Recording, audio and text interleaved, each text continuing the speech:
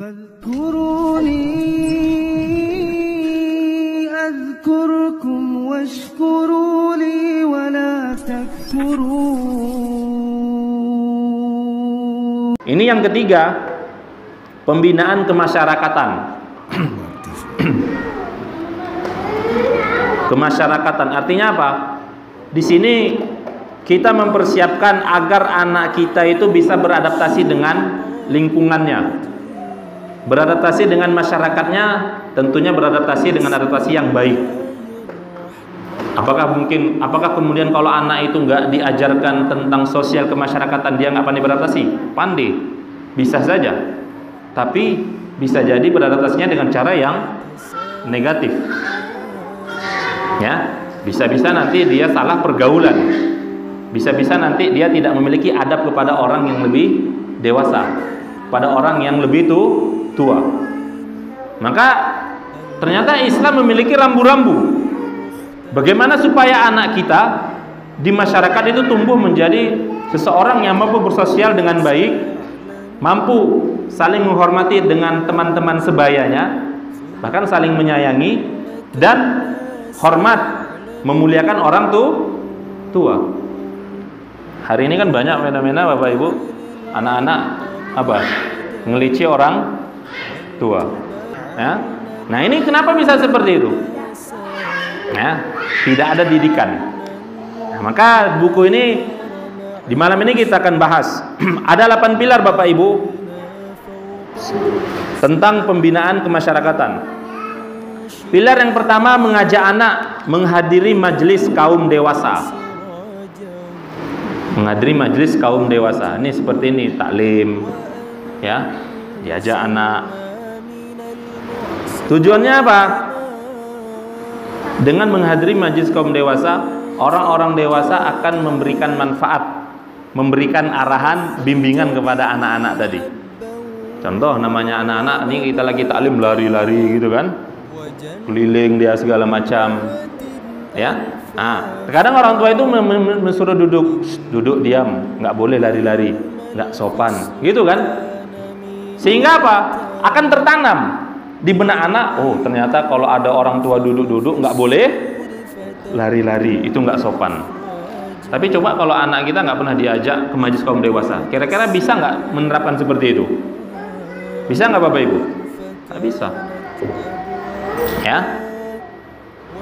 Manfaat yang lain, kalau diajak kepada kaum dewasa, anak itu akan bisa menyerap berbagai manfaat.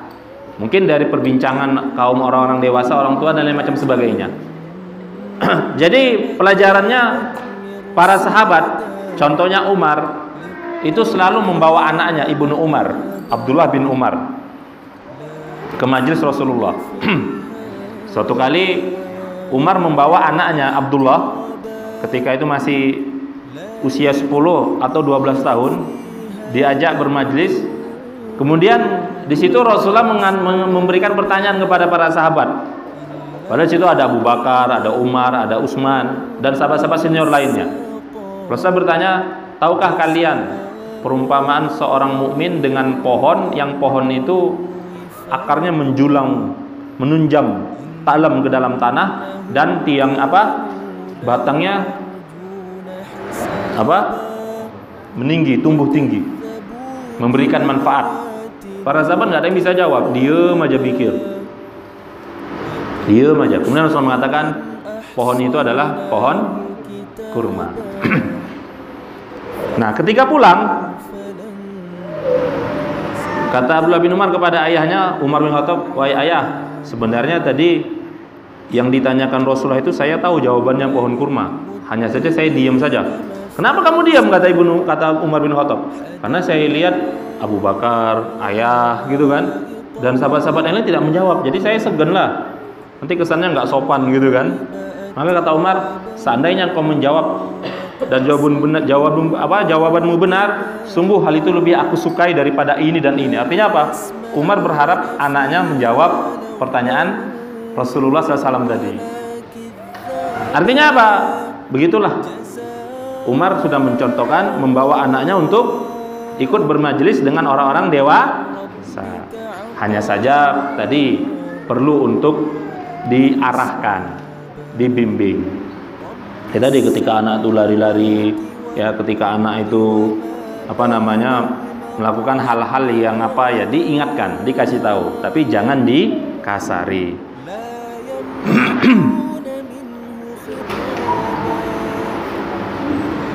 Pernah juga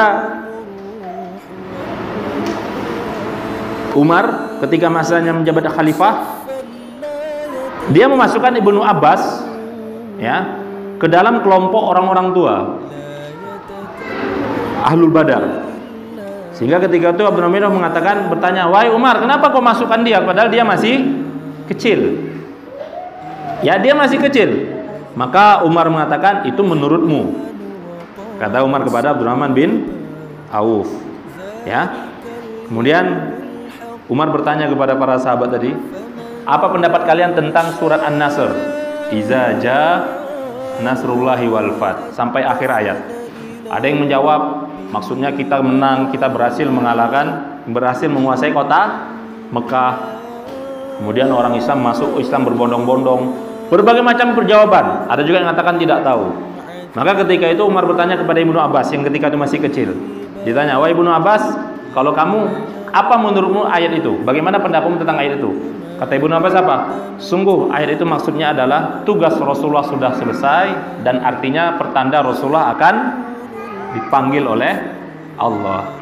Maka kata Umar, "Sungguh inilah yang benar." Artinya apa? Umar menunjukkan kepada para sahabat yang senior, jangan meremehkan Ibnu Abbas. Ternyata Ibnu Abbas memiliki pemahaman yang melebihi para sahabat yang senior. Artinya apa? Di sini Umar menunjukkan bahwasanya sah-sah saja, bahkan diperbolehkan mengundang anak kecil ke dalam majelis orang dewasa, dan itu bukan hal yang tabu. Kadang kan kita ini anak-anak ngapain? Saya masih sering dapatkan Bapak Ibu, masih sering. Kalau sholat berjamaah, kalau ada anak kecil sholat, itu banyak bapak-bapaknya kemudian menghindar softnya, ya. Ada yang digeser, ada yang kemudian di sini gitu kan anaknya kan. Maka dia di sini ada sampingnya ada orang tua, dia pindah, padahal dia dari sini misalnya, dia pindah ke tempat anak yang tua. Akhirnya si anak tadi kosong, sebelah tua penuh gitu. Ada kesan kalau sholat di samping anak kecil itu tidak sah. Ya, kecuali kalau anak tadi main-main, merasa gerusuk, iyalah disuruh ke belakang. Tapi dia pun saya tengok khusyuk anak itu sholat. Mungkin anak-anaknya hanya karena masih kecil gitu kan. Ya, kalau saya enggak. Saya misalnya terlambat datang dan anak kecil, ya saya langsung saja di sampingnya. Tidak ada masalah. Kecuali kalau anak itu main-main, sholatnya belum tertib. Ya, seperti itu.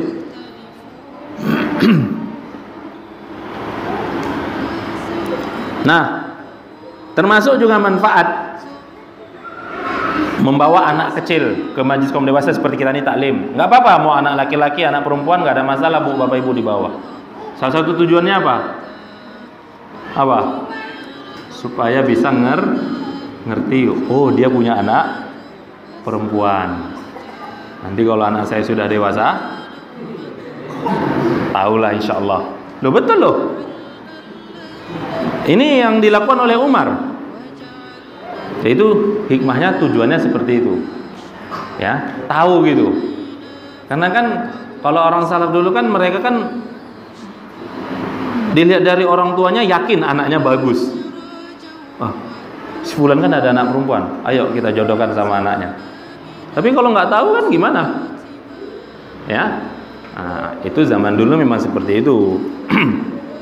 Ya, memang seperti itu. Nah, itu diantara manfaatnya. Artinya apa? Tahu untuk nanti kemudian kalau besar mana tahu bisa dijodohkan. Jadi ngerti kalau dia punya anak perempuan, oh dia punya anak laki-laki.